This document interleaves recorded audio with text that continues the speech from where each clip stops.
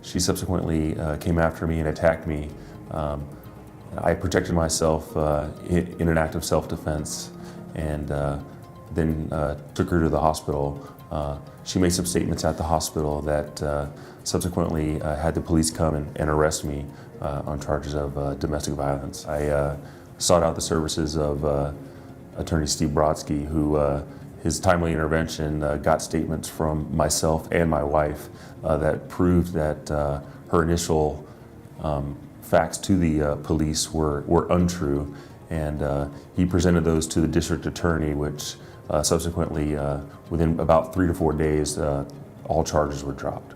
His timely intervention allowed my career, which was pretty much on the fast track, to continue as such without any ramifications for my career. He managed to bring my case to informal probation, which is one of the best things that could happen, especially in my situation being charged with felonies.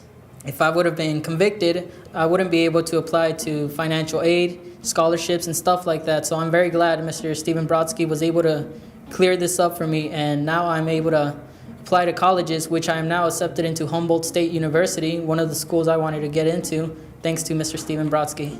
I first contacted the law offices of Stephen Brodsky, got into an altercation with my wife and led me to go to jail. I was looking at some serious charges.